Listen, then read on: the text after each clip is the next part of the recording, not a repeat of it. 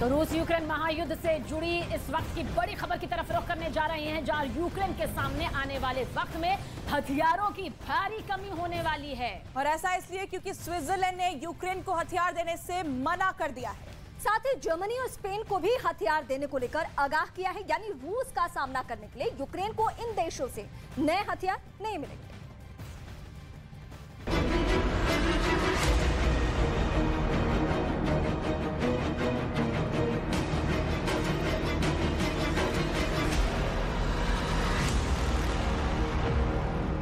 खत्म हो जाएंगे ज़ेलेंस्की के गोला बारूद।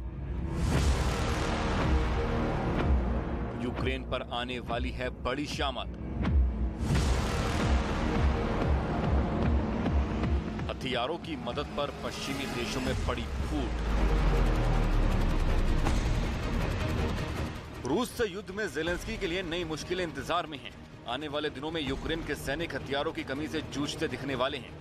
अब तक पश्चिमी देशों के हथियारों के दम पर रूस का मुकाबला कर रहे ज़ेलेंस्की के लिए आने वाला समय चुनौतियों से भरा होने वाला है, क्योंकि युद्ध में रूस के खिलाफ यूक्रेन को हथियार देने को लेकर पश्चिमी देशों में फूट नजर आने लगी है और स्विट्जरलैंड यूरोपीय देशों के दबाव के बाद भी अब यूक्रेन को हथियार देने से इनकार कर रहा है। यानी कि ज़ेलेंस्की को मदद देने में पश्चिमी देशों में फूट पड़ गई है।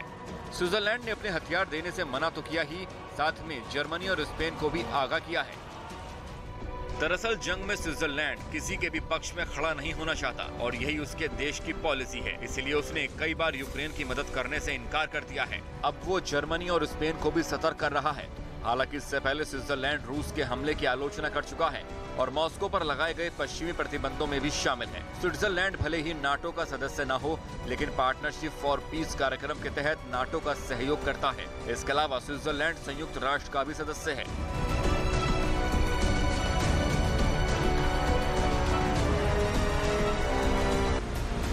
क्योंकि जर्मनी ने अपने सबसे घातक माने जाने वाले लेपर्ड टैंक देने पर मोहर लगा दी है, जिसके बाद यूक्रेन को 14 लेपर्ड टैंक दिए जाएंगे। वहीं अगर स्विट्जरलैंड की बात जर्मनी ने मान ली तो यूक्रेन का बंटाधार हो जाएगा। उसे कोई भी देश लेपर्ड टैंक नहीं दे पाएगा।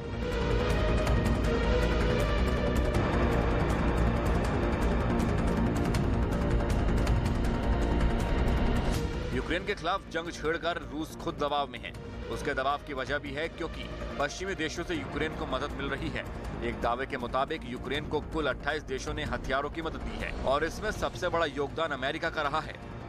लेकिन स्विट्जरलैंड की सरकार भी यूक्रेन में मानवीय सहायता के तौर पर लाखों डॉलर की सहायता दे चुकी है। वहीं स्पेन और जर्मनी भी हथियारों के साथ साथ मानवीय सहायता के लिए लगातार मदद कर रहा है। इसके बावजूद जर्मनी खुलकर मदद नहीं कर रहा। जर्मनी शुरू से ही यूक्रेन को तुरंत हथियार मुहैया कराने से बच रहा है। पहले भी ऐसा हो चुका है और यूक्रेन ने भी जर्मनी पर पहले आरोप लगाया था कि ऐसा करके वह अप्रत्यक्ष रूप से रूस की मदद कर रहा है। इसके बाद ही जर्मनी ने धीरे धीरे यूक्रेन को हथियारों की आपूर्ति की शुरुआत की।